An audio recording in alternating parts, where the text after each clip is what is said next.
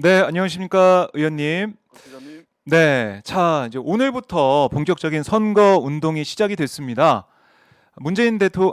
이재명 후보가 오늘 부산에서 첫 유세 일정을 시작을 했는데요. 그렇습니다. 이 의미 좀 어떻게 볼 수가 있을까요?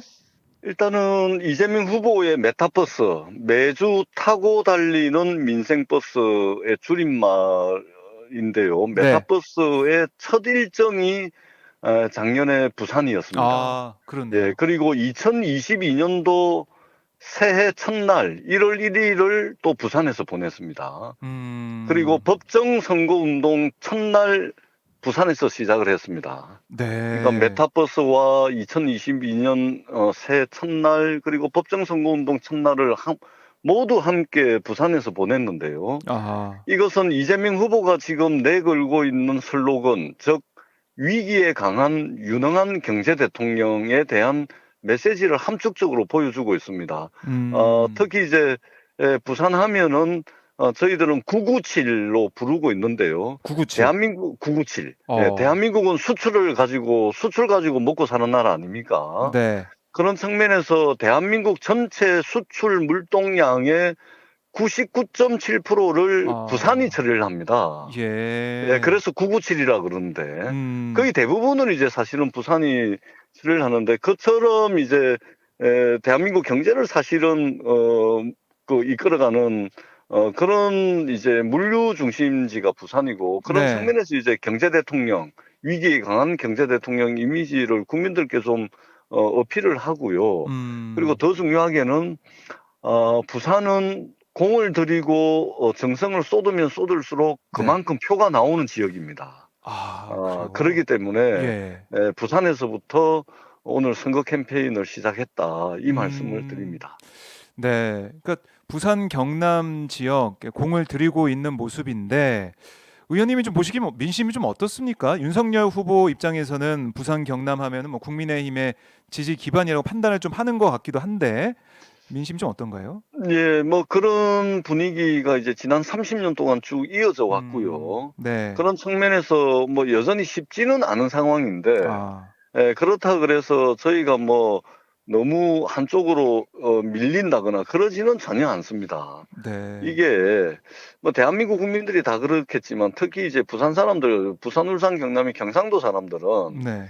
이게 그 윤석열 후보처럼 이게 좀 오만해 보이고 좀 시건방져 보이는 음. 사람들 별로 안 좋아하거든요. 예, 어, 예. 예. 뭐 엊그제 이제 문제가 됐던 이 공공재인 기차칸에 상대 반대편 좌석에 구둣발을 아, 통째로 올려 예. 가지고 이렇게 널브러져 있는 모습이라든지, 음. 그리고 이게 이제 그 사진 한 장 때문에 더 크게 문제가 되는 것이 아니고 네. 항상 이게 범죄 피의자들 앞에 쭉 서왔던 검사 기질이 이게 지난 음. 30년 동안 그 기질이 몸에 배어 있어요. 그러다 네. 보니까 이제 부산 사람들, 특히 뭐 이게 영남 사람들이 좋아할 만한 그런 스타일의 사람들이 아니기 때문에 음. 부산이 민주당과 이재명 후보가 여전히 뭐 쉽지 않은 지역이긴 해도 특히 부산 사람들 같은 경우 보수 성향이 강함에도 불구하고 윤석열 후보에게 그렇게 쉽게 뭐 흔쾌히 음. 네. 마음을 열어서 박수로 지지를 보내는 그 분위기는 전혀 아닙니다. 아. 그러기 때문에 저희들이 열과 성을 다해서 지난 30년 동안 이 굳건한 지역주의에 맞서 가지고 도전하고 음. 실패하고 도전하고 실패하고 해왔던 그런 저희들의 진정성을 좀 알아주기 때문에 네. 저희들이 공을 들이고 정성을 다하면 그만큼 음. 저희들에게 마음을 열어주실 거다, 그런 네. 믿음을 가지고 있고, 그런 측면에서 부산을 굉장히 중요한 지역으로 이재명 후보가 생각을 하고 네. 그런 측면에서 이제 아. 오늘 선거 캠페인 첫날을 음. 부산에서 시작을 하게 됐습니다. 네. 이거에 대해서 좀 여쭤보고 싶은데 윤석열 후보가 어제 이제 검찰 개혁 방안이 할까요? 사법 개혁 방안을 내놨습니다. 보면은 뭐 이런 거죠. 법무부 장관의 이 검찰총장에 대한 수사지휘권은 폐지하고 검찰청의 예산을 법무부와 별도 편성하겠다. 또 국민들이 원하면 공수처 폐지도 하겠다. 뭐 일련의 이 목소리를 좀 밝히고 있는데 어떻게 보셨습니까? 정말 큰일 날 일이고요. 음. 대한민국 현대사가 말하자면 군사 독재 정권에 맞서서 싸워왔던 민주주의 역사가 이제 한 부분이 있잖아요. 네. 군사 독재 정부가 군사 독재가 끝나고 이제 민주주의 더 좋은 민주주의를 쭉 만들어 나가기 위한 우리 음. 국민들의 각고의 노력 이런 것들이 있었는데 네. 이거는 이제 군사 독재 이후에 이제 검찰 독재 국가를 만들려고 하는 음. 그 완결된 구상을 아주 구체적으로 윤석열 후보가 공약을 통해서 발표를 한 것 같아요. 이거는 네. 검찰 독재 국가로 나가는 길입니다. 아. 대한민국 헌법 1조 1항에 대한민국은 민주공화국이다 이렇게 돼 있는데 네. 이 헌법을 민주공화국을 검찰공화국으로 바꾸기 위한 아주 구체적인 아하. 구상입니다. 일단 첫 번째는 네. 이전부터 윤석열 후보가 청와대 민정수석실을 폐지하겠다 그랬습니다. 그렇습니다. 네. 민정수석실을 폐지하고 한동훈 검사장을 비롯해 가지고 최측근 검사들로 친위 부대를 꾸려 가지고 검찰을 완전히 장악한 다음에 음. 청와대 민정수석을 거치지 않고 네. 민정수석실이라는 과정과 절차를 생략해 버리고 청와대의 직할 체제, 어. 윤석열의 직할 체제로 검찰을 가지고 가려고 하는 것이 이제 한동훈 검사장 이야기를 통해서 일단이 드러났고요. 네. 그리고 그런 측면에서 민정수석실도 과정과 절차 번거롭다. 집어치워라. 직할로 가겠다. 음. 이것이 바로 민정수석실을 어. 폐지하는 이유입니다. 네. 그다음에 두 번째는 검찰이 지금 전 세계적으로 유일하게 내사, 수사, 기소, 공판, 구형 음. 막강한 권력을 가지고 있음에도 불구하고 네. 이 권력을 검찰에게 오롯이 줬을 때 음. 검찰이 이 막강한 권력을 민주적으로 행사하고 민주적으로 통제할 수 있는 조직이냐? 음. 그거는 국민 누가 보더라도 불가능하거든요. 네. 그런 상황에서 법무부의 어떤 견제와 균형 장치를 견제와 균형 장치라고 할 수 있는 네. 법무부 장관의 수사지휘권을 폐지하겠다. 아. 이거는 완전히 검찰을 괴물로 만들겠다는 겁니다. 뿐만 어. 아니라 예. 예산을 지금 이제 그 중앙부처의 외청들이 많이 있습니다. 예를 들면 관세청, 네. 통계청, 경찰청, 질병관리청, 네네. 청이 그다음에 있죠. 검찰청, 네. 외청들이 많이 있거든요. 네. 경찰청도 그 견제를 하는 관리 감독을 하는 부서인 행정자치부를 통해서 예산을 편성하게 돼 있습니다. 음. 검찰청도 법무부를 통해서 기획예산처와 예산 조율을 하는 겁니다. 네. 근데 법무부 장관을 건너뛰고 검찰총장이 직접 기획예산처 장관과 검찰청에 예산을 편성하겠다는 것은 이 네. 검찰 독재로 가는데 돈이 많이 듭니다. 그런 측면에서 검찰 독재로 가는 물적 기반을 네. 법무부 장관 제끼고 기재부 장관하고 바로 맞짱 떠가지고 음. 물적 기반을 충분히 확보하겠다. 아.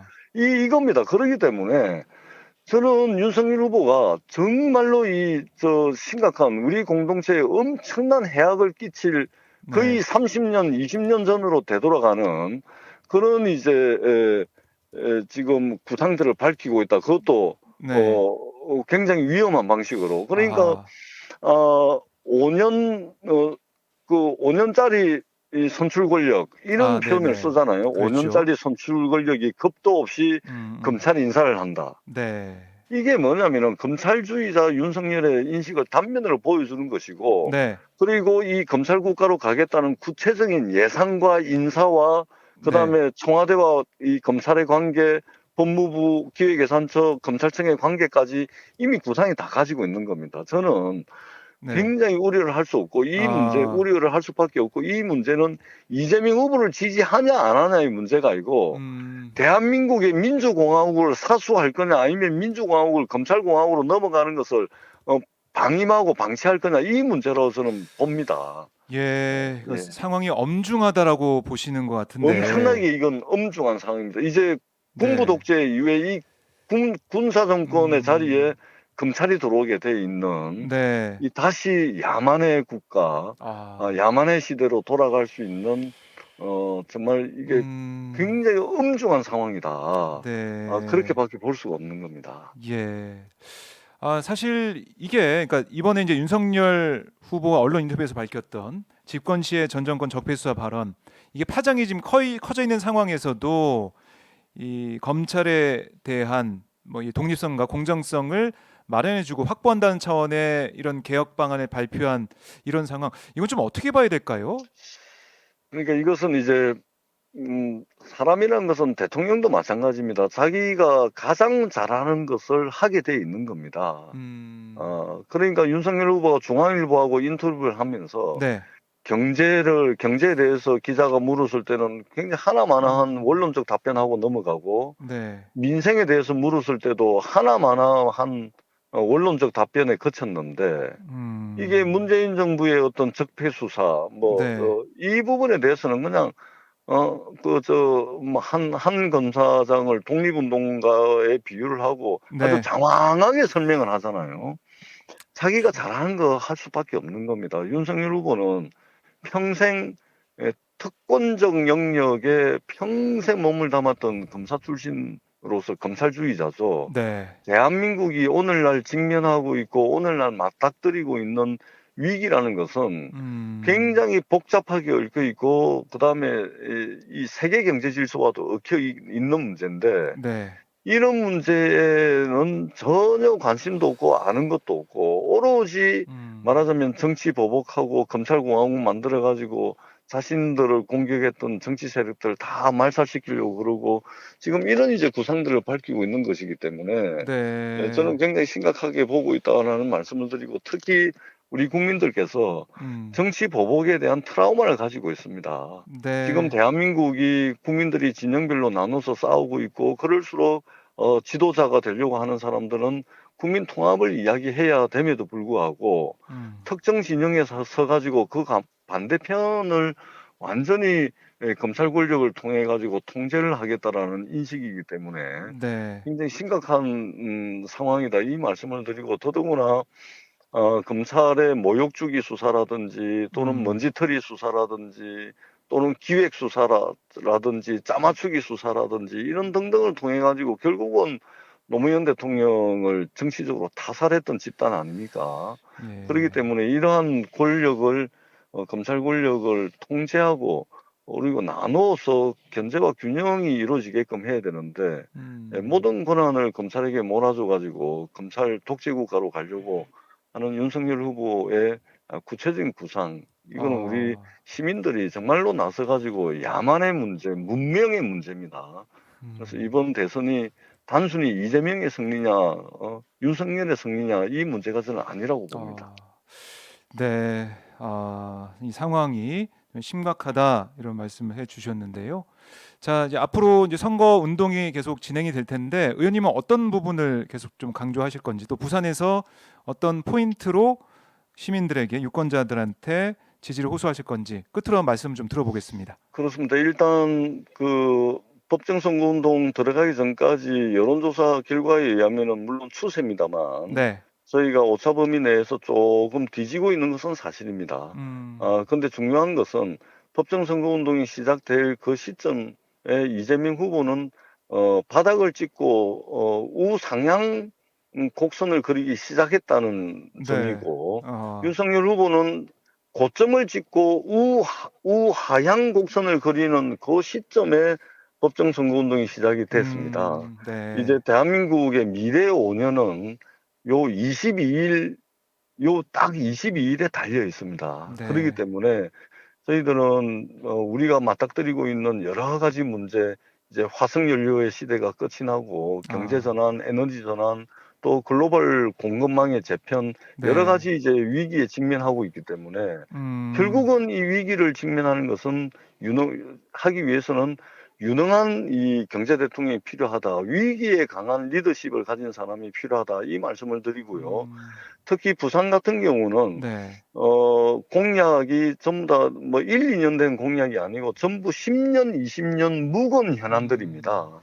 과연 이 묵은 현안들이 10년, 20년 세월 동안 왜 해결이 안 됐겠습니까? 네, 결국은 실적과 성과를 냈던 사람, 또 추진력이 있는 이재명 후보가 될 때 네, 부산의 이 공약도 현실화시킬 수 있고 공약도 지킬 수 있다는 생각이 들고요. 네, 그리고 마지막으로 더 중요한 것은 어, 투표율이 가까워지면 가까워질수록 우리 국민들께서는 선거의 본질에 주목할 거다.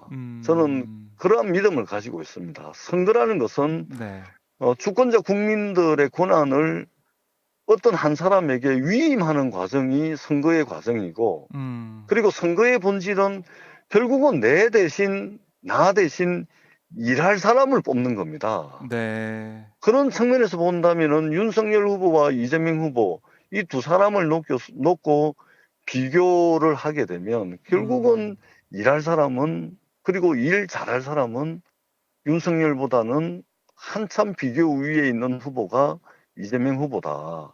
그래서 국민들께서 선거의 본질에 다가가면 다가갈수록 네. 일할 사람, 일 잘할 사람, 그리고 국민들이 분열과 갈등을 치유할 수 있는 국민 통합정부를 만들 수 있는 사람 이재명이다. 이 답에 이르지 않을까라는 기대를 가지고 저희들도 열과 성을 다해서 남은 기간 최선을 다하겠습니다.